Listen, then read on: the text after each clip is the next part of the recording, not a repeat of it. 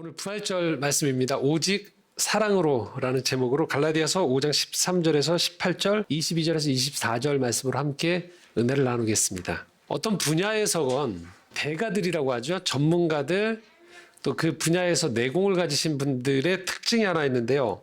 그것은 그분들이 구체어를 쓴다는 거예요. 추상어를 쓰는 게 아니고 구체어를 쓰세요. 자기 영역에서 정확한 이야기들을 합니다. 어떤 영역에서 필요한 경우에 데이터를 쓰기도 하고 어떤 다른 예술이나 어떤 분야에서도 이 구체어를 쓰게 돼요. 모르는 걸 대충 넘기지 않는다라는 거예요. 모든 걸 그렇다고 다 설명한다라는 건 아닙니다. 어떤 지점은 상대방에게 성찰을 요구하거나 상상을 요구할 때가 있어요. 근데 그렇게 해야 된다는 걸 충분히 단서를 줘요. 아, 이건 내가 지금 스스로 생각하라는 거구나. 이건 지금 앞에서 말하는 사람 또는 어떤 환경에서 이건 내가 풀어가라는 문제구나라는 것들을 처음에는 잘 모르다가도 금세 아, 이게 이런 뜻이구나라는 걸 알 수 있게 돼요. 그래서 매우 구체적입니다. 모호하지가 않아요. 특별히 이제 요게 이런 구체어를 쓰는 게 예술 분야에 가보면 더 심합니다. 그래서 이 구체어를 쓴다라는 것들의 세계에 깊이 들어가 보면 확실히 그 분야에서 대가를 이룬 사람들이 이야기하는 자신이 말하려는 메시지 또는 이런 부분들을 서로 생각했으면 좋겠다라는 것들이 풍성히 나눠지는 경험들을 하게 돼요. 이게 예술의 아주 큰 특징인데 이게 사람 관계에서도 그대로 적용이 됩니다, 여러분들. 대인 관계를 잘 맺는 사람들을 가만히 보고 있으면 구체어를 써요. 그러니까 상대방과의 관계에서 저 사람이 어떤 말을 하는지 어떤 의도가 있는지가 명확히 전달이 되어집니다. 그래서 관계 서툰 사람들이 자주 이런 표현을 쓰세요. 그걸 꼭 말로 해야 합니까? 라고. 그런 얘기 들어보셨죠? 그거 꼭 말로 해야 됩니까? 부부 사이에서도 그런 얘기하고 어떤 관계 안에서도 다 직장에서나 사람과의 관계에서 그걸 꼭 말로 해야 합니까? 라고 얘기하는데 정답이 뭘까요? 중요한 건 말로 해야 되는데요. 말로 해도 다 몰라요. 충분히 전달이 안 되는 거죠. 그렇기 때문에 우리가 살아가면서 한 분야에서 전문가가 되어진다. 또 한 개인이 성숙해 간다라는 건 내 삶에서 구체어를 얼마나 잘 쓸 수 있는가라는 거예요. 내가 생각하는 것들, 또 내가 의도하는 것들, 또 우리가 나아가야 될 방향들에 대해서 구체적으로 이것들이 그림이 그려지고 다른 사람과 이게 소통이 되어질수록 그 사람의 일이나 관계가 성숙해진다고 볼 수 있어요. 사랑에 있어서도 이제 구체어가 있거든요. 사랑에 있어서. 그렇기 때문에 어떤 경우에 선물이 되어질 수도 있고 구체적인 친절한 말이 될 수도 있죠. 특별히 신앙적 관점에서 보면 신앙에서의 구체어는 다름 아닌 하나님의 십자가예요. 기독교에서는 구체어를 십자가로 쓰고 있는 거예요. 하나님이 내가 너희를 사랑한다라는 걸 그냥 하늘에서 무언의 메시지로 그냥 메아리처럼 울려 퍼지게 하신 게 아니고 역사 속에 구체적으로 드러난 사건으로 이 이야기를 넣으셨어요. 그래서 내가 이 십자가라는 희생을 통해서 내가 너희들을 얼마나 사랑하는지를 보여주신다라는 거죠. 그렇기 때문에 우리가 기독교가 이 십자가를 볼 때 하나님이 우리를 얼마나 큰 사랑을 하셨는지, 큰 희생을 하셨는지를 알 수 있게 되는 것이죠. 제가 지금 상영하고 있는 기독교 영화 중에 너는 내 아들이다라는 영화가 있어요. 아마 우리 창조의 정원은 지난 절기 아마 보셨던 걸로 기억하는데 그 영화에 보면 이런 사건이 나와요. 창세기 22장에 아브라함과 이삭의 이야기가 나옵니다. 하나님이 아브라함에게 요청하셨죠. 100세 낳은 아들을 내게 바쳐라. 인신재산거든요. 요구할 수 없는 듯한 요청을 하나님이 하세요. 모리아산 정상에서 모리아산에서 아브라함이 이삭을 제물로 바치려는 순간에 하나님이 멈추게 하시죠. 네 마음을 내가 확인했다라고. 그리고 영화의 이 후반부는 갑자기 2000년 후로 점핑을 합니다. 그리고 그 모리아산 같은 지역에서 2000년 후에 한 사건이 다시 발생하죠. 하나님이 자신의 아들 독생자 예수 그리스도를 십자가에서 죽게 만든 사건이 일어나는 거죠. 그래서 이렇게 말하고 있는 거예요. 비록 하나님이 아브라함에게는 아들을 바치라 하셨지만 실제 바치는 걸 금하셨죠. 하지만 하나님은 자신의 독생자를 직접 우리를 위해 죽게 하셨다라는 것이죠. 그래서 우리는 십자가를 볼 때 하나님의 구체적인 사랑을 깨닫게 되어지는 거예요. 그래서 그분이 보여주시는 이 사랑이 우리가 개념적으로 막연하게 사랑이라고 생각하는 것과 굉장히 차이가 난다는 걸 알 수가 있는 거예요. 특별히 오늘 말씀에서 주님이 우리가 생각하는 추상적인 의미에서의 사랑, 그러면 내가 좋아하는 것들에 마음이 설레는 것들, 또는 사랑, 기분이 좋아지는 것들, 사랑, 누군가 날 잘 대해주는 정도를 넘어서는 아주 구체적인 장면을 통해서, 구체어를 통해서 하나님이 사랑이 무엇인지에 대해서 말씀하십니다. 오늘 13절 말씀인데요. 함께 읽겠습니다. 형제들아, 너희가 자유를 위하여 부르심을 입었으나 그러나 그 자유로 육체의 기회를 삼지 말고 오직 사랑으로 서로 종노릇 하라. 저희가 1년 넘게 출애굽기 말씀을 보았고 지난주에 갈라디아서 말씀을 통해서 자유를 향해 부르셨던 것들에 대한 종교를 짓는다고 했는데 오늘이 그 마지막인 거예요. 출애굽기 강해가 연결되어서 지난주에 십자가 이야기를 이어서 마지막 종결 지점인데요. 결국은 이 자유의 맨 끝이 어디로 향하게 되어지느냐? 종노릇하는 것으로 넘어간대요. 오늘 지금 여기 이 사랑에 대한 개념에서 세 가지 개념이 지금 서로 평소에 우리가 안 쓰는 개념들이 연결되어 있어요. 그래서 무엇이냐면 자유와 사랑과 종노릇을 연결시키고 있어요. 평소에 우리는 이 세 가지를 따로따로 생각하거든요. 사랑은 이야기한 대로 기분 좋은 감정 정도로 생각하고 자유는 내가 하고 싶은 것을 이야기하고 종노릇은 실패한 사람들 또는 낮은 사람들이 그 환경에서 어쩔 수 없이 해야 되는 것이라고 생각하고 있어요. 그런데 이걸 지금 연결하고 있어요.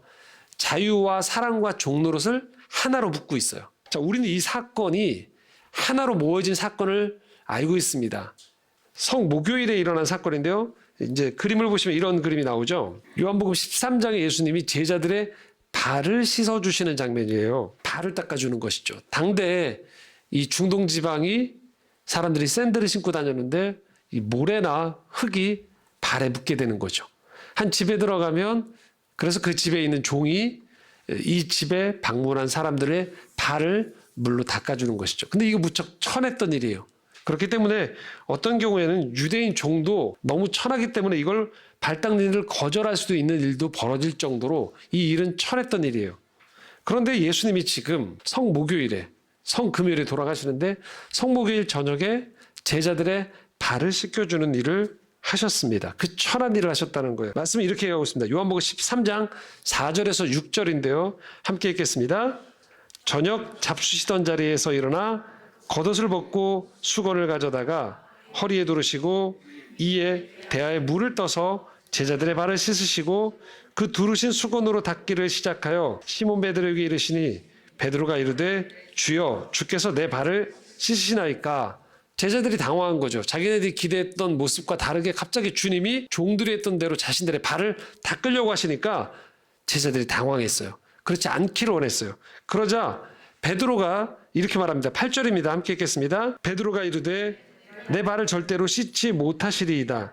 예수께서 대답하시되 내가 너를 씻어주지 아니하면 내가 나와 상관이 없느니라. 14절 또 이렇게 말합니다. 내가 주와 또는 선생이 되어 너희 발을 씻었으니 너희도 서로 발을 씻어주는 것이 옳으니라. 주님이 말씀하세요. 발을 씻김을 받아야 된다고 얘기하고 있어요. 그리고 너희도 서로 씻어주라고 얘기하고 있어요.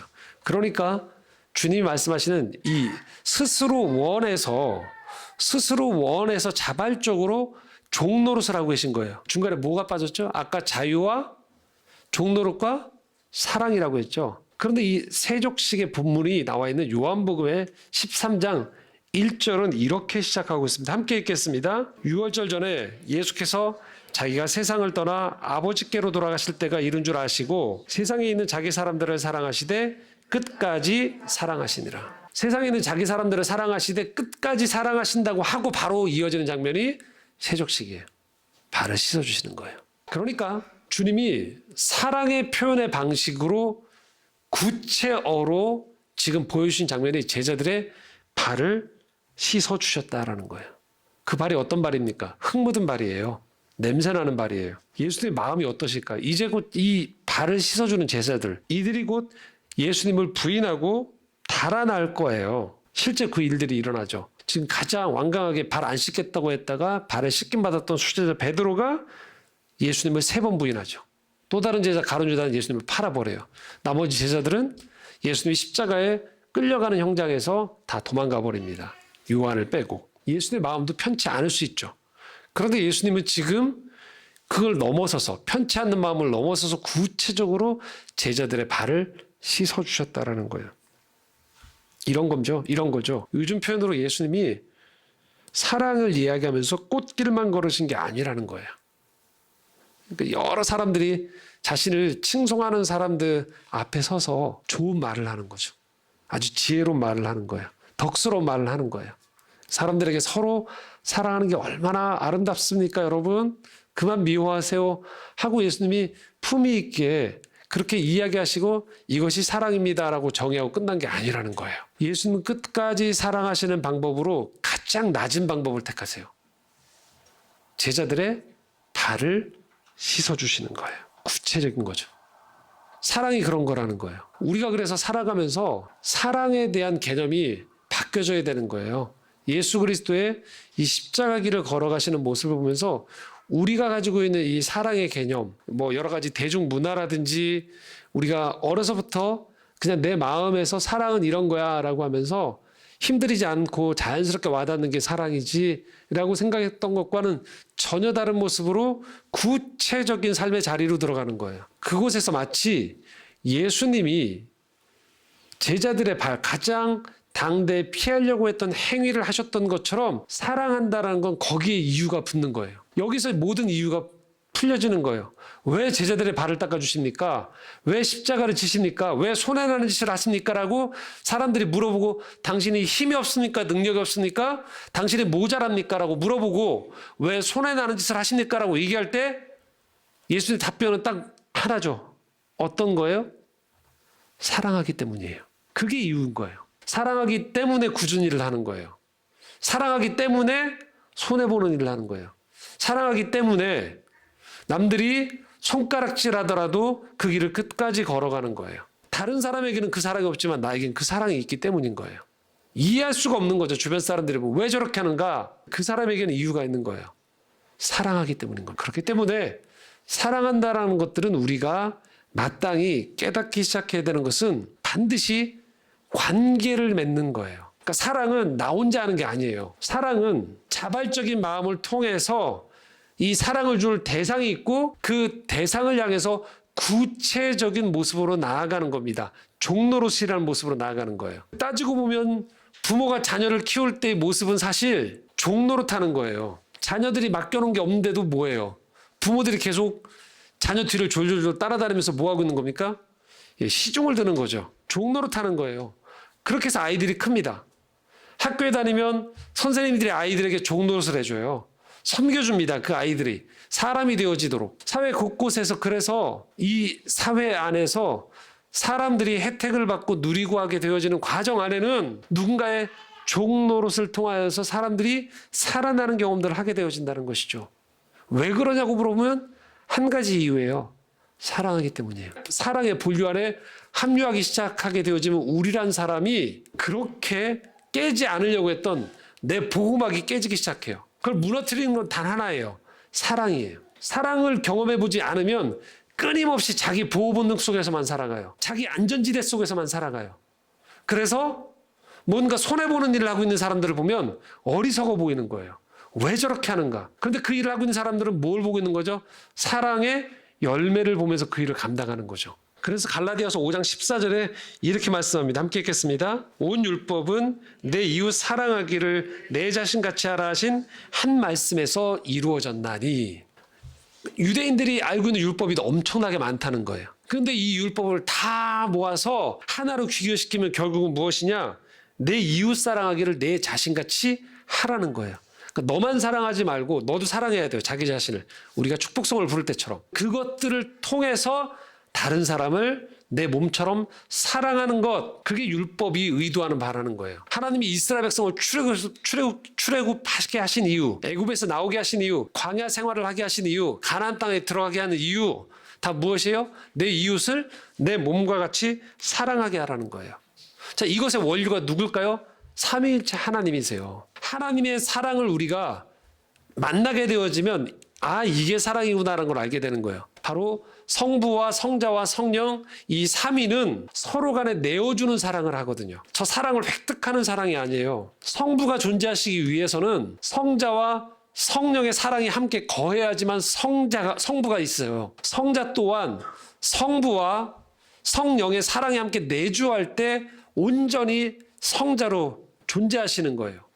또한 성령 또한 성자와 성부의 사랑이 그 안에 온전히 거할 때 성령이 되어지는 거예요. 이 삼위의 하나님이 서로 사랑 가운데 서로 거하는 거예요. 서로가 있음으로 인해서 온전해지면서 이분들이 하나로 사랑으로 엮여질 때 그것이 바로 삼위일체의 모습으로 우리 가운데 드러나는 것이죠. 하나님의 사랑은 그래서 내어주는 사랑이에요.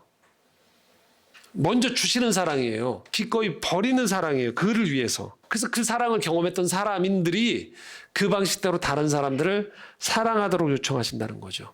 예수님 혼자, 인간 예수님 혼자의 의지만으로 안 된다는 거예요. 그래서 예수님의 사역엔 끊임없이 성부와 성령의 동역과 함께 하심을 통해서 주님이 십자가 사역을 감당하실 수 있는 것이죠. 이게 열려야지만 오늘 우리가 읽었던 갈라디아서 말씀 뒷구절들이 이해돼요. 갈라디아서 5장 16절 17절입니다. 함께 읽겠습니다.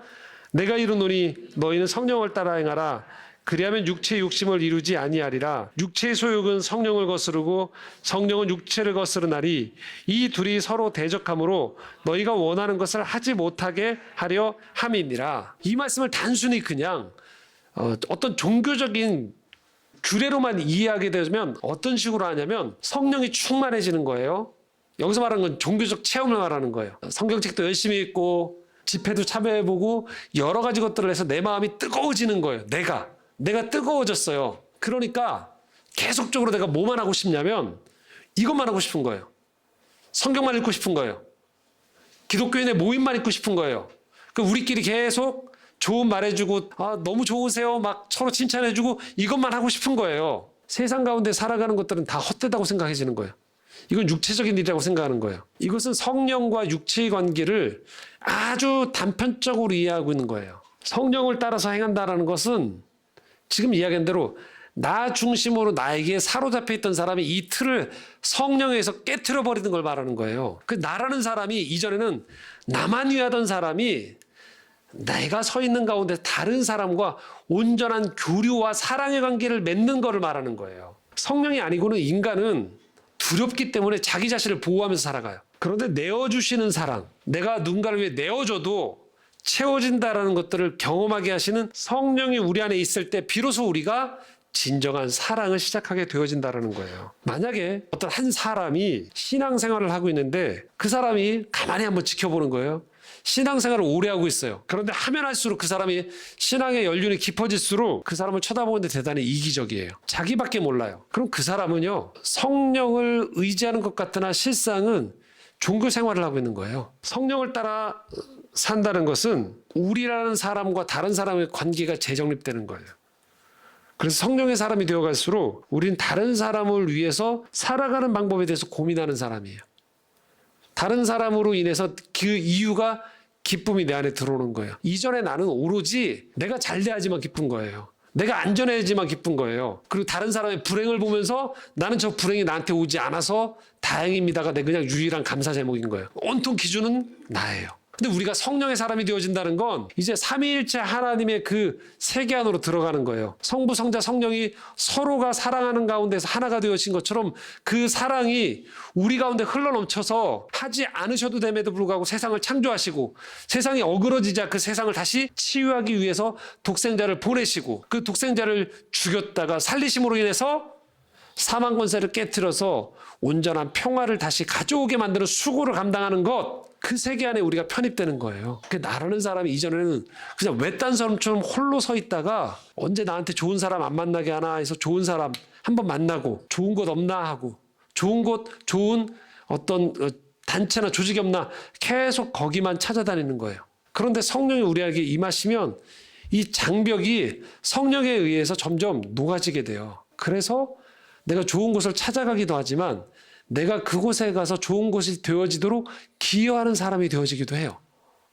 또 좋은 곳을 경험하지 못해서 마음이 얼어붙어 있는 사람들이 있어요. 가난한 사람들이 있어요. 마음이 힘든 사람들이 있어요. 그럼 그 사람들 향해서 평가하고 그 사람들을 배척하는 것이 아니고요. 그 안으로 점점 들어올 수 있도록 자리를 내주기 시작하는 거예요. 이런 게 사랑인 거예요. 근데 우리는 언제 이런 사람이 될까요?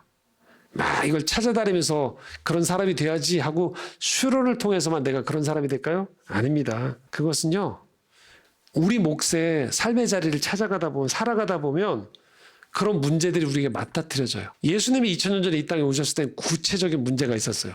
그 팔레스타인 중동 지방에 가지고 있던 그 유대인과 바리새인들, 서기관들, 종교인들이 하나님의 율법을 가로막고 있었던 문제가 있었고요. 가난한 사람들의 소외된 문제가 있었고요. 유대인과 이방 민족 간의 벽이 있었던 것이고요. 참다운 율법의 정신이 훼손되어졌던 구체적인 문제가 있었어요. 그 문제 속에 주님이 들어가셨던 거예요. 그리고 구체적으로 제자들의 발을 닦아주셨던 거예요. 구체적으로 예수님께 당면한 그 문제를 하셨던 거예요. 마찬가지예요. 지금 우리가 예수님을 따라 산다고 해서 그냥 이렇게 고난주간에 여러분들 다 오시라고 해서 제가 여러분 발을 한 분 한 분씩 다 닦아드리는 것, 보통 그런 걸 교회에서 하죠. 예, 해볼 수 있고 또 좋은 경험일 수 있어요. 근데 우리는 그 발 한 번 닦고서 저는 다 섬겼습니다가 아닌 거죠. 2000년 전에는 그것이 가장 천한 일이었던 거예요. 근데 지금의 우리에게는 그렇게 세족식만 하면 그냥 종교적인 행위 한 번을 하는 것이죠. 지금 우리한테는 뭐예요? 그 당시 사람들에게 발을 닦아주는 것과 같은 그 일이 나한테 부과된 게 무엇인지를 고민해 봐야 되는 거예요. 저거 아무도 안 하려고 하는 건데 근데 내가 해야 되는 거예요. 어떤 마음으로? 사랑의 마음으로. 그럴 때 사랑이 추상적인 것이 아니고 아주 구체적으로 들어오게 돼요. 여러분들이 살아가면서 실망하는 건 사랑의 언어가 부족해서가 아니에요. 그러니까 사랑에 여러 가지 풍경이 없어서가 아니에요. 지금 여러분이 필요로 한 그때 거기에 적합한 도움이나 동행이 빠져 있을 때 우리가 실망하는 거예요. 구체적인 사랑의 이름이 그곳에 있어줘야 되거든요. 근데 그게 빠져 있는 거예요. 우리가 살아가면서 내가 정말로 혼자가 아니구나라는 걸 깨달았던 데를 한번 돌아보십시오. 그 자리에는 아주 구체적인 누군가의 내게 도움이 되는 일이 있었던 거예요. 그 뒤치다거리가 될 수도 있고요. 누군가는 앞서서 그 일을 해준 사람들이 있는 것이죠. 그 사람으로 인해서 그 수고로 인해서 다른 사람들이 유익을 맛보게 되어지면서 사람들은 사랑이라는 것이 존재하는구나라는 것들을 깨닫게 되어진다는 거예요. 오늘 우리가 세상을 살아가면서 우리가 마음이 많이 닫혀지고 힘든 것들 중에 하나는 이런 진짜 사랑을 많이 못 만나기 때문이에요. 살아가면서 진짜 사랑이 우리 안에 있다라고 말은 하지만 다 모든 게 추상적인 거예요. 포장이 되어 있어요. 그래서 계속 우리에게 이렇게 사인을 해요. 당신이 이런 정도의 사랑을 맛보려면 돈을 더 버세요. 당신이 더 똑똑해지세요. 당신이 어느 위치까지 가셔야 돼요. 그래야지만 당신은 사랑받을 자격이 있어요 라고 계속 얘기하고 있는 거예요. 사람들이 점점 소외가 되어지는 것이죠. 계속 우리가 하고 있는 SNS도 어떻게 합니까? 여러분 이 정도 신체는 가지셔야 됩니다 라고 얘기하잖아요. 이 정도 지력 똑똑한 거는 여러분 풀어놓으셔야 됩니다. 이 정도 여러분 아이디어도 없이 무엇은 여러분 사랑받으려고 하십니까? 라고 하니까 우리가 살아가면서 계속적으로 온갖 화려함과 사랑의 언어들은 많은 것 같은데 정작 우리는 사랑에 있어서는 대단히 굶주린 사람, 목마른 사람들이 되어져 가는 것이죠. 성령은 끊임없이 우리를 초대하세요. 그래서 우리로 하여금 진짜 사랑, 다른 사람에게서 경험할 수 없는 사랑을 하나님이 우리 가운데 초대해서 경험할 수 있도록 만들어 주시는 거예요. 그리고 그것들을 통해서 다른 사람에게 이 사랑이 흘러넘치도록 요청하는 것이죠. 갈라디아서 22장 22절 24절 한번 같이 읽겠습니다. 5장 22절 24절 함께 읽겠습니다. 오직 성령의 열매는 사랑과 희락과 화평과 오래 참음과 자비와 양성과 충성과 온유와 절제니 이 같은 것을 금지할 법이 없느니라. 그리스도 예수의 사람들은 육체와 함께 그 정욕과 탐심을 십자가에 못 박았느니라. 보십시오. 성령의 열매라는 게 내가 어떤 체험을 많이 해서 종교적인 권위를 갖는다라는 게 아니고 여기 나와 있는 성령의 열매는 다 관계성이에요. 사랑과의 관계성에서 사랑의 수고를 할 때 필요한 것들이에요. 사랑부터 절제까지 다 필요해요. 절제도 필요하잖아요. 계속적으로 누군가가 막 부담스러울 정도로 주는 것보다는 때로는 절제가 필요한 거죠. 골방에 앉아서 혼자 수련을 쌓는다고만 맺혀지는 열매가 아니라는 거예요. 여러분이 살아가는 삶의 자리에서 오늘 성령이 여러분에게 말씀하세요. 이거 해야 될 거야. 이거 물러나지 마. 이거 조금만 버텨줘. 조금만 더 힘을 내줘. 구체적인 삶의 현장에서 성령의 인도를 따라 살려고 할 때 그것이 이 성령의 열매들이 맺혀지는 거예요. 여러분이 기꺼이 종노릇을 할 때 성령의 인도함을 따라서 마음의 감동 속에서 여러분이 누군가의 발을 닦아주기 시작할 때 이 성령의 열매들이 여러분 안에 맺혀지게 되는 거예요. 이것이 하나님이 원하시는 우리의 삶의 모습인 거예요. 사랑을 배워서 점점 우리라는 존재가 사랑이 자연스러워지는 것이죠. 이건 철저히 나 중심으로 사는 삶에서는 불가능합니다. 이 말씀처럼 그리스도 예수의 사람들이 육체와 함께 그 정욕과 탐심을 십자가에 못 박는다는 건 바로 그건 거예요. 십자가에 못 박는다는 건 은밀히 숨겨온 나만의 삶, 나만 살아남으면 돼 라는 이기심을 철저히 못 박는 걸 말하는 거예요. 너도 살아야지. 함께 살자. 라고 할 때 그게 사랑이라는 것이죠. 예수님이 이 사랑을 끝까지 하신 거예요. 끝까지. 그래야지만 우리가 예수님이 십자가에서 하셨던 이 말씀이 이해가 돼요. 요한복음 19장 3절입니다. 함께 읽겠습니다. 예수께서 신포도주를 받으신 후에 이르시되 다 이루었다 하시고 머리를 숙이니 영혼이 떠나가시니라. 주님이 죽기 전에 뭐라고 하셨냐면 다 이루었대요. 뭘 이룹니까? 예수님이 무슨 왕국을 세웠습니까? 로마 병정들을 물리쳤습니까? 모든 그 당시에 서기관과 바리새인들이 예수님 앞에 다 잘못했다고 머리 숙였습니까? 모든 사람들이 다 하나님 나라 완벽히 다 받아들였습니까? 아니잖아요. 다 실패했다고요. 제자들도 도망가고 사람들은 손가락질하고, 그리고 예수님도 전 세계를 다 누빈 게 아니에요. 중동의 어느 지역만 그냥 계셨어요. 유대와 예루살렘과 갈릴리 지역만. 온 인류 구원하러 오셨다고 하신 분이 지냈던 지역도 한정되어 있고 기간도 한정되어 있었어요. 근데 예수님이 십자가에서 돌아가시면서 뭐라고 하세요? 다 이루었대요. 도대체 뭘 다 이룬 겁니까? 바로 요한복음 13장 1절에 하셨던 그 말씀을 다 이루신 거예요. 끝까지 사랑하신 거예요. 그러니까 하나님이 우리에게 요청하시는 건 뭐예요? 우리 삶의 자리에서 끝까지 사랑하는 거예요. 난 이렇게 얘기하는 거죠. 주님, 이 정도가 아니라니까. 내가 원하는 건 저 드넓은 곳에서 내가 뭔가를 이루어야 돼요. 그래야 다 이루는 겁니다라고 한단 말이죠. 근데 주님은 나를 부르시는 자리들이 있어요. 내 가정일 수도 있어요. 직장일 수도 있고 어느 지역일 수도 있어요. 어떤 영역일 수도 있어요. 그리고 어떤 때는 시기적으로 어떤 때일 수도 있어요. 우린 자꾸 생각하는 거죠. 이거 아니라니까요. 이거 가지고서는 도저히 이루는 게 아니에요. 주님이 말씀하시는 거예요. 봐, 잘 기억해봐. 2000년 전에 내가 했던 거. 내가 했던 건 종들이 발을 씻어준 거야. 나 그거 했거든. 너한테 내가 요구하는 건 온 세상을 구하라는 게 아니야. 지금 네가 발 씻어줘야 될 사람들이 누구야? 너 등에 자꾸 칼 꽂는 사람들 누구야? 너를 실망시키는 사람들이 누구야? 그 사람 발 닦아주는 거야. 그 사람 용서해달라고 십자가에서 기도했던 그 기도하는 거야.